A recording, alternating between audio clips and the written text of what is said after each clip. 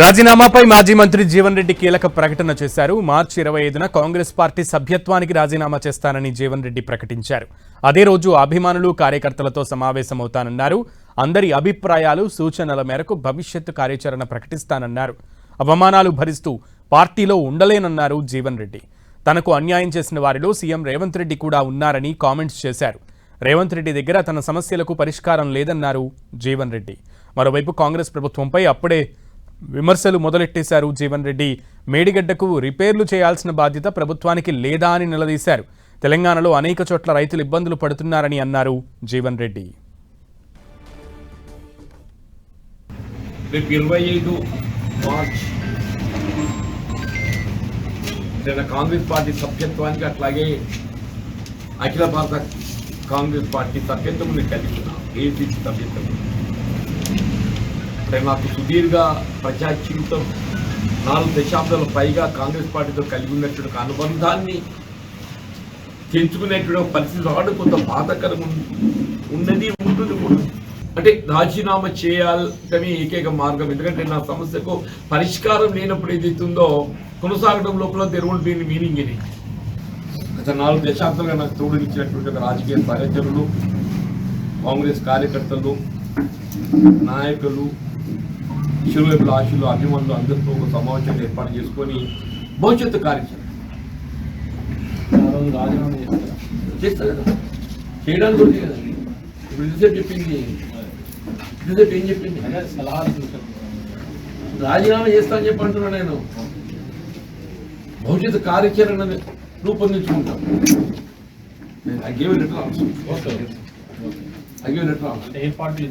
అది తర్వాత ఇప్పుడు అంతవరకు రాలేదు. ముందు ఎదుగుతుందో తీసుకున్న తర్వాత వాళ్ళ అభిప్రాయమే కానీ ప్రజాభిప్రాయం కానీ మీలాంటి మిత్రులు, శిరోభిలాషులు, పాత్రికేయ సోదరులు ఉన్న మిత్రులు ఉన్నారు. మీరు ఏంటంటే ప్రజలతో ఎక్కువ సంబంధాలు కలిగి ఉంటారు. It deserves to become the chief minister. వారు ముఖ్యమంత్రి అయినరు కావాలి కోరుకున్నారు ప్రజానీకం. భట్టి విక్రమార్క గారు ఏది సిఎల్పి లీడర్గా రాష్ట్రంలో కాంగ్రెస్ ప్రభుత్వం అధికారానికి వచ్చింది. వారు డిప్యూటీ సీఎం అయినరు.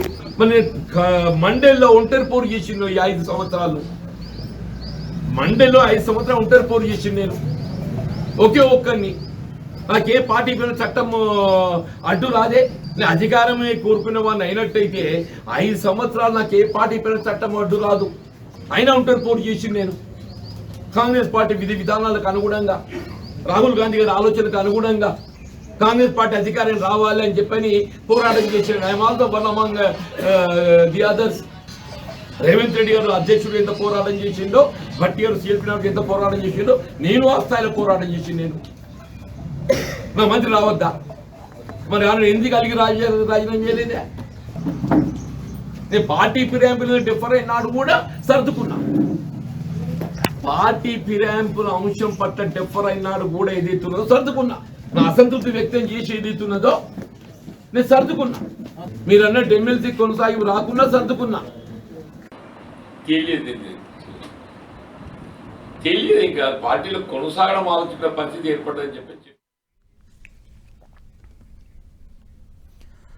రైట్. జగిత్యాలలో జీవన్ రెడ్డి ఎట్టకేలకు ఒక కీలక నిర్ణయం తీసుకున్నట్లుగా ప్రకటించారు. రాజీనామాపై ఒక క్లియర్ కట్ డెసిషన్ని తాను తెలియజేశారు మీడియాతో. సో కంప్లీట్ డీటెయిల్స్, అసలు జగిత్యాలలో ప్రజెంట్ నడుస్తున్నటువంటి టాక్కి సంబంధించి, అలాగే జీవన్ రెడ్డి అనుచరగణం అనుకుంటున్నటువంటి విధానాలకు సంబంధించి మరింత సమాచారం మా ప్రతినిధి సతీష్ని అడిగి తెలుసుకుందాం. సతీష్. సునీల్, కాంగ్రెస్ పార్టీ సీనియర్ నేత మాజీ మంత్రి జీవన్ రెడ్డి త్వరలోనే ఆ పార్టీకే ప్రత్యర్థిగా మారబోతున్నారు. ప్రతిపక్ష పార్టీలో చేరి అధికార పార్టీ పైన తమ విమర్శల బాణాలు ఎక్కుపెట్టేందుకు సిద్ధమవుతున్నట్లుగా జీవన్ రెడ్డి చెప్తున్నటువంటి మాటల ఆధారంగా తెలుస్తుంది. ఈ దాదాపు 20 నెలలుగా జీవన్ రెడ్డి విషయంలో ఒక సస్పెన్స్ మాత్రం కొనసాగుతుంది. జీవన్ రెడ్డి అధికార పార్టీలో ఉంటేనే ఆ పార్టీకే కంటిలో నలుసులా మారినటువంటి పరిస్థితి. ఆ పార్టీ చేసినటువంటి నిర్ణయాల అంశంలో కావచ్చు, ప్రభుత్వం తీసుకున్నటువంటి నిర్ణయాల విషయంలో కావచ్చు చాలా ఓపెన్ గానే నెగిటివ్ కామెంట్స్ చేయడం జరిగింది. ఇంతకాలం కేవలం బీఆర్ఎస్ ఎమ్మెల్యేలు కాంగ్రెస్ లో కొనసాగడాన్ని తప్పుపట్టినటువంటి జీవన్ రెడ్డి ఇప్పుడు తను మనస్తాపానికి గల కారణాలన్నీ కూడా ప్రస్తావించాడు. ఈ నెల 25న కాంగ్రెస్ పార్టీకి రాజీనామా చేసే అంశంలో స్పష్టత ఇవ్వడం జరిగింది. ఇక జీవన్ రెడ్డి కాంగ్రెస్ పార్టీని వీరబోతున్నారని జరుగుతున్న నేపథ్యంలో ఇక జీవన్ రెడ్డి ఏ పార్టీలో చేరబోతున్నారని ఒక చర్చ జరుగుతుంది. ఇప్పటికైతే జీవన్ రెడ్డి ఒక క్లారిటీ మాత్రం ఇచ్చారు. 25న కాంగ్రెస్ పార్టీ సభ్యత్వానికి రాజీనామా చేస్తున్నారని చెప్పడం జరిగింది. కాంగ్రెస్ పార్టీలో 4 దశాబ్దాల పైగా జీవన్ రెడ్డి ప్రస్తావన కొనసాగింది. 6 సార్లు ఎమ్మెల్యేగా, 2 సార్లు ఎమ్మెల్సీగా గెలిచారు, 2 సార్లు మంత్రి పదవి కూడా కాంగ్రెస్ పార్టీ తరఫున అనుభవించడం జరిగింది. అయితే ఇటీవల అధికారంలోకి వచ్చిన తర్వాత దాదాపు జీవన్ రెడ్డి విషయంలో కొంత అధిష్టానం తీసుకునేటువంటి నిర్ణయాన్ని కావచ్చు ఆయన పట్టించుకోవడం లేదు. తను పార్టీ కోసం ప్రతిపక్ష నేతగా విమర్శలు వినిపించాను, మండలిలో సైతం తన ఒంటరిగానే ప్రజా సమస్యల పైన పార్టీ తరఫున మాట్లాడడం జరిగింది. అటువంటి తనకు తగిన ప్రయాణి ఇవ్వడం లేదు. అది కూడా కాంగ్రెస్ అధికారంలోకి వచ్చిన తర్వాత అందరు కూడా పదవులు వచ్చాయి, తనకు మంత్రి పదవి ఇవ్వచ్చు, మండలిలో ఇంకా కూడా 2 ఏళ్లు పదవి కాలం ఉంది, అప్పుడు మంత్రి పదవి ఇవ్వడానికి తనకి ఏం అభ్యంతరం, ఎందుకు ఇవ్వలేదని చెప్పి జీవన్ రెడ్డి ప్రశ్నించడం జరుగుతుంది.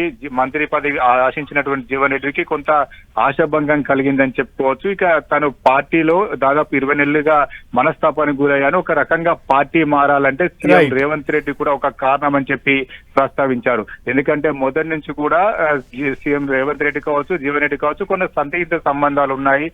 జగిత్యాల జిల్లా వచ్చినప్పుడు కూడా ఇద్దరి మధ్య కొంత అవినాభావ సంబంధం కనిపించింది. కానీ ఫిరాయింపు ఎమ్మెల్యేల విషయంలో జీవన్ రెడ్డి చేసినటువంటి వ్యాఖ్యల అప్పటి నుంచి రేవంత్ రెడ్డి కొంత జీవన్ రెడ్డిని దూరం పెట్టినట్లుగానే రాజకీయ వర్గాల్లో చర్చ జరుగుతుంది. ఫిరాయింపు ఎమ్మెల్యేల విషయంలో పార్టీకి లైన్ లో మాట్లాడాల్సి ఉండగా గతంలో బీఆర్ఎస్ చేపట్టింది ఆపరేషన్ ఆకర్షణ పేరిట కాంగ్రెస్ పార్టీ ఎమ్మెల్యేలను బీఆర్ఎస్ లో చేర్చుకుంది. అప్పుడు తప్పు అని చెప్పి ఎవరు మాట్లాడలేదు. కానీ కాంగ్రెస్ పార్టీ మాత్రం బీఆర్ఎస్ సంబంధించిన ఎమ్మెల్యేలను తీసుకుంటే ఆ కాంగ్రెస్ పార్టీ నిర్ణయానికి సపోర్ట్ గా మాట్లాడాల్సి ఉండేది. కానీ జీవన్ రెడ్డి చేసిన వ్యాఖ్యలన్నీ కూడా ప్రతిపక్షాలకు ఊతమిచ్చే విధంగానే MLA. Okay Satish, thank you.